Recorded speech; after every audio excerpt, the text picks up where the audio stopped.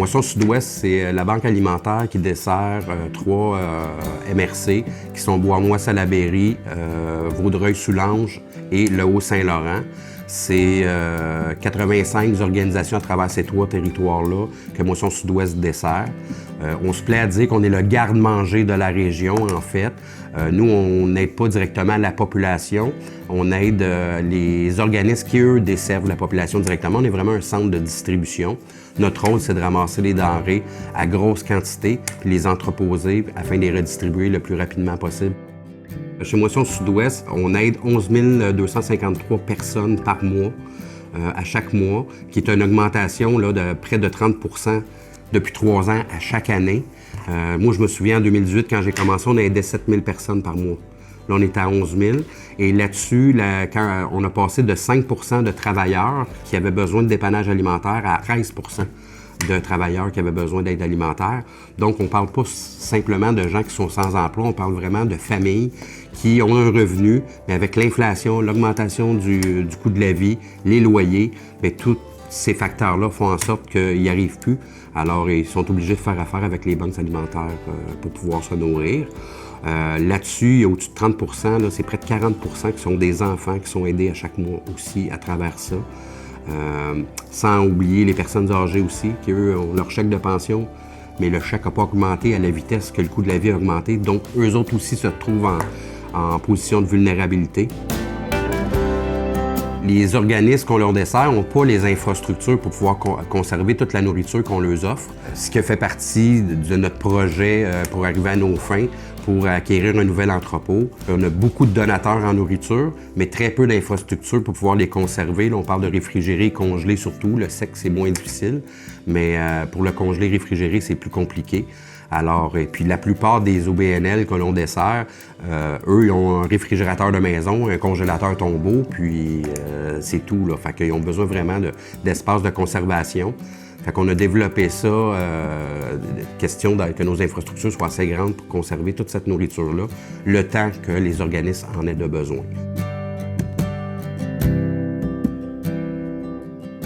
Depuis la pandémie, on avait un nombre grandissant de donateurs là, qui ont voulu participer, qui voulaient aider. Bien, à ce moment-là, on manquait d'espace dans nos locaux de Valleyfield. Fait qu'on a loué temporairement un entrepôt à Beauharnois, le temps qu'on se trouve un nouvel emplacement. On avait fait comme plan au départ de bâtir un nouvel entrepôt qui était de 20 000 pieds carrés au coût de 3,8 millions. Et cette même entrepôt-là, 2 ans plus tard, dans le contexte, l'inflation économique, les coûts qui ont augmenté, c'est 5,7 millions pour faire le même projet. Alors, on s'est reviré de côté, on a essayé de trouver quelque chose d'existant qui pourrait s'adapter, puis on a mis la main sur un nouveau bâtiment au 649 Chemin Larocque. L'ancien bâtiment, qui était un autre OBNL qui avait ça dans le passé, qui s'appelait Surbois.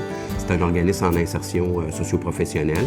Puis nous, c'est comme notre deuxième mandat, là. Notre mandat primaire étant de nourrir les gens, mais notre deuxième mandat et notre deuxième mission, en fait, est d'aider les gens à se retrouver sur le marché du travail, puis faire de la réinsertion socio-professionnelle aussi, via notre banque alimentaire et via notre magasin communautaire au hangar aussi, qui est à Valleyfield.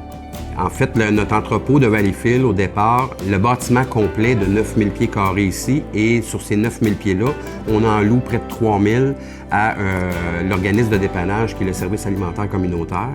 Alors, ce qu'il nous reste à peine 6 500 pieds carrés pour entreposer des denrées. Et à l'intérieur de ça, ça comprenait nos congélateurs et notre réfrigérateur. Fait qu'on a augmenté notre capacité. En fait, on l'a doublé, sinon triplé, en étant à Beauharnois.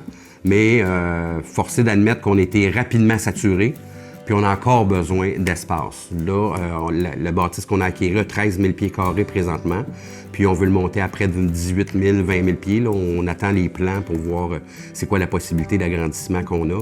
Pour bâtir strictement de la congélation, de la réfrigération là-bas, là, on s'attend à avoir 5 000 pieds de réfrigération. Il y a toujours des périodes de l'année où c'est plus difficile au niveau de l'accès à la nourriture, mais c'est à ce moment-là que nous, on sort de nos coffres l'argent pour pouvoir faire les achats. Fait qu'avec les années d'expérience, Moisson Sud-Ouest, ça existe depuis 1989. Alors, ça fait plusieurs années d'expertise et de statistiques qui est accumulée. Donc, on est capable de faire un bon roulement de stock qui permet d'avoir une très grande variété de denrées disponibles pour les organismes. chez nous, on a 3 types de catégories d'organismes qui sont les primaires. Les primaires étant les organismes de premier plan, en fait, qui font les dépannages alimentaires directement aux familles. Ensuite, on a les organismes secondaires, qui sont les popotes roulantes, les cuisines collectives, les maisons d'hébergement. Et nous avons les tertiaires, qui sont des écoles, les maisons de jeunes, des endroits où on a besoin juste de petites collations.